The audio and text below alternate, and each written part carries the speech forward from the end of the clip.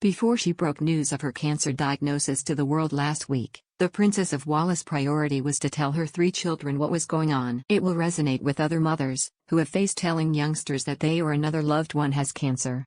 We spoke to 2 mums whose own experience of telling kids about cancer inspired them to write books to help little ones to understand. When Lindsay Gregory, 39, was diagnosed with leukemia, she dreaded telling her kids Theo, 8, and Tilly, 5. Her daughter was just 6 months old at the time, but Theo, then 3, was bewildered by the thought of his mother spending weeks in hospital to receive chemotherapy. "It was such a shock when I had the diagnosis," says Lindsay. "But my first thought was for the children. I totally understand what Kate is going through. I was heartbroken not to be with them during my treatment, and my main goal was to protect them throughout it. I was fighting for them. I felt like I had to pull back and disconnect from the world, just to focus on them and getting them through it." Lindsay, a special needs teacher, had been playing netball in November 2018 when she fell during the game and bruises appeared on her body. She reveals, "The level of bruising was unusual. A week later they still hadn't gone down. I was taking Theo to the doctors and I mentioned it while I was there. He looked at the bruising and sent me for blood tests straight away at the local hospital, which showed my platelet level was really low, so they repeated the tests.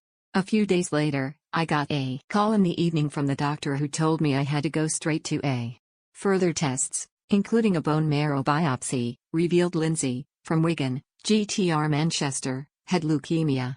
The mum, whose husband Chris, 37, is a testing operator for military machinery, says, "I was reeling with shock when they told me what it was. I knew something was wrong, but I never imagined it would be cancer." Lindsay had to leave the family home for 4 weeks of intensive chemotherapy.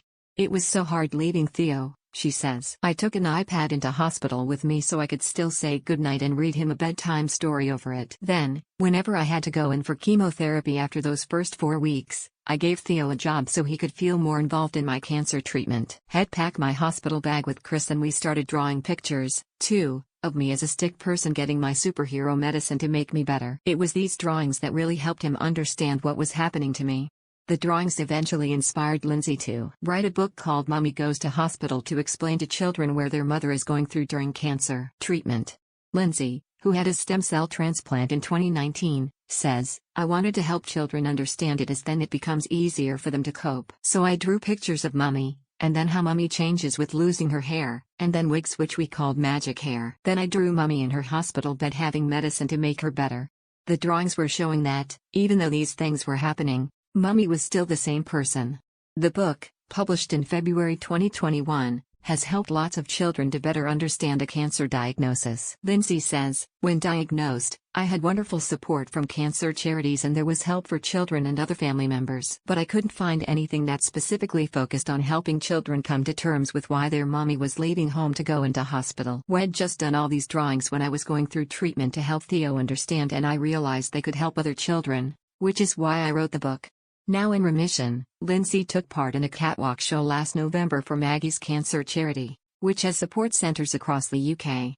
Lindsay's book is available in hospitals and any money raised goes to charity. She adds, "Princess Kate needs to be with her family to get through this diagnosis. She showed great strength speaking out, but she should never have had to do this. My whole heart is with her right now and she needs to be left to be with her family to process and begin her journey to overcome this." Mum Caroline Leake, 49, lost her dad to cancer when she was 12 and has written the guide Telling Your Child You Have Cancer. Londoner Caroline, director of Fruit Fly Collective, an organization that supports children, adults and families affected by cancer, she says, "When I lost my dad I felt there was no support for me as a child, so I felt there was a massive gap there that needed to be filled." Caroline, who has sons Thomas, 16, and Alex, 14, with her facilities manager husband James, 51, adds, "Children need someone to talk to about it, and need to have support around them. It's a scary time for mothers like Kate who are facing this diagnosis, and often their first thought is, how do I tell my children?" As an organization we have tools and training on our website that helps parents support their children through this difficult time. For further information go to fruitflycollective.com.